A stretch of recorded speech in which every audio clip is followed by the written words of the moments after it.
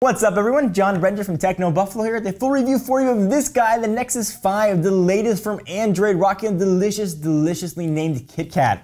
I put it through its paces and let's see if this sexy Nexy is worth your hard-earned buying buck. I shouldn't have said that. When it came out of my mouth, I knew it sounded bad.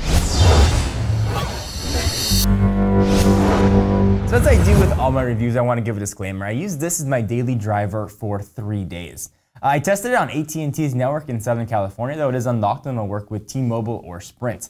So first, talk about call quality. It doesn't matter what the phone's got, and if it's not going to make a good phone call, it's not going to be of much use to you. As with all modern smartphones now, call quality is actually pretty awesome. The microphone, as we'll talk about, is really incredible. Speakerphone, because of those dual speakers on the bottom, was really loud. No one had any problems hearing me. I had no white noise, no popping. So overall, pretty awesome. The phone is built by LG, and they did a really nice job with it. I really liked the soft touch back, although it is a little bit of a fingerprint magnet. It just felt sturdy in my hand. It didn't feel heavy, but it felt really significant. So you get the sense that you're using really a premium device. I also really like the hidden notification light. If you look at the phone when it's off, you'll never notice anything is on the very bottom. But get the notification, get an email or something, it's gonna start blinking at you, and I really liked sort of how subtle it was. The SIM tray is located right below the power and lock button, which sort of looks like a volume rocker, which it's not. That was on the other side, which I found a little bit annoying, but that's super nitpicky. I still prefer physical buttons to, on-screen buttons, or at least one home button and two soft ones.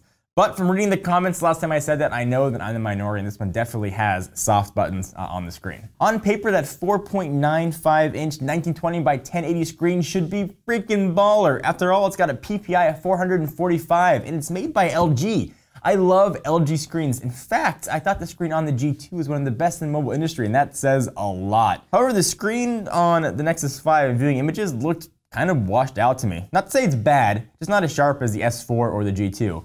But not being the absolute best isn't always the worst. The screen's still pretty good. Text looks great. Video and games still look pretty decent. Surprisingly though, visibility in direct sunlight was okay. I put this side by side with a device like the Moto X, and the screen didn't look that much better than the 720p screen on the Moto X. So I wouldn't buy this expecting to get the most gorgeous display. I'd pick up this phone if you want a really well-rounded package. If this phone was an Olympian, it would run a 3-minute mile. It absolutely screams. You'd expect that though from a phone that's got a Snapdragon 800 processor, 2 gigs of RAM, and an OS and KitKat that was designed for efficiency. So let me just get this out of the way because I know you guys want to know the quadrant score. It is 7,234, and I am well aware it's not the most scientific way to benchmark a phone, but I do use it in all my Android devices, so at least you can compare it. I had to do no memory management at all with this phone. It's got 2 gigs of RAM. Scrolling was super fast, whether you're in apps or on a browser. Apps loaded really quickly, and games just as fast. It was a really fast phone. You're gonna forget you have to worry about memory management. You're gonna forget how many gigs of RAM you have. It's just gonna work and work really well. And that's probably the best compliment you can give a phone. Sure, the specs fade into the background. You can focus just on the experience. Let's talk a little bit about the delicious KitKat. We did a whole video on it, but there are some really nice tweaks. I do like the fact that you can scroll in from the side to get to Google Now. I don't like the integration of Hangouts with SMS, but nice thing about Android, if you don't like it, just download a new SMS app and set it as your default. KitKat felt really quick to me. I didn't notice anything giant that was in there, but I did like how quickly it ran. I did notice a little bit of a speed difference comparing it to the Nexus 4. That might be because of the hardware and because of the operating system, but either way, it just feels fast. I don't usually talk that much about cameras in my reviews because, no, honestly, it's not that important to me. The pictures look fine when I take a picture of my baby and I can put it on Facebook, and that's really all I care about. But I've read the comments and you guys want me to talk much more about cameras. Putting images on video aren't gonna do them justice, so if you wanna see the article again, link's gonna be down below to go ahead and check that out though.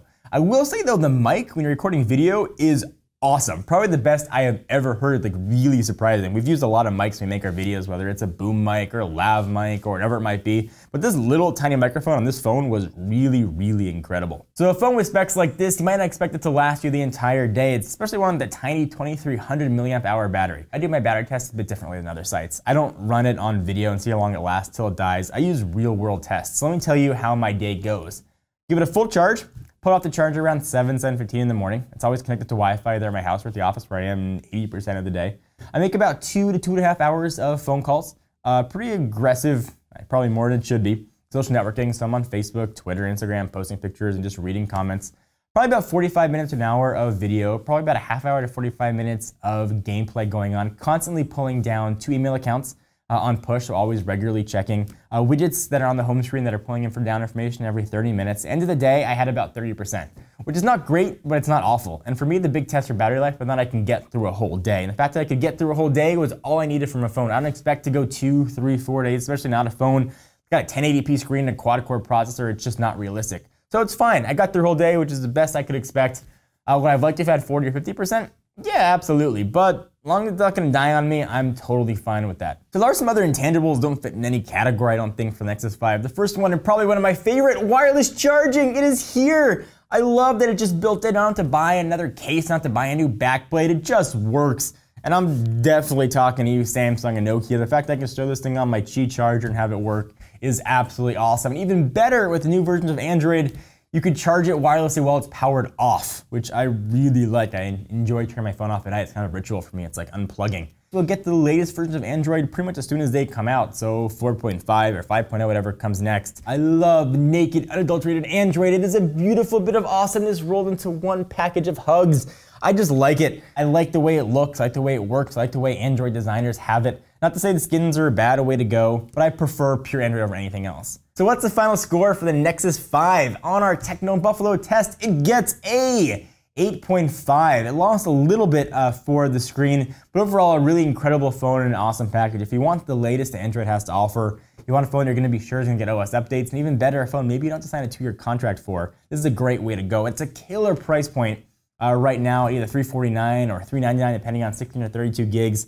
I wish I had expandable storage and things like that, but I can live with it for a really, really killer price and an awesome package. If you want to get a new smartphone, you want one of the best out there, Nexus 5 is going to be a great way to go. So thank you guys for watching. Hope you enjoyed. Please give the video a thumbs up. We'll definitely appreciate it. Until next time, I'm John Renger from TechnoBuffalo. See you next video. What's up, everyone? John here. Thank you for watching the video. If you enjoyed it, I certainly hope you did. Click on the subscribe button right under me in my pants region to get tons more tech videos from TechnoBuffalo. We've got awesome unboxings, comparisons, reviews, recaps, and everything else you can think of in the tech world right here on the channel. Join the herd today! If you want to check out some more content, just click right over this way to see some other recent videos. See you guys next time.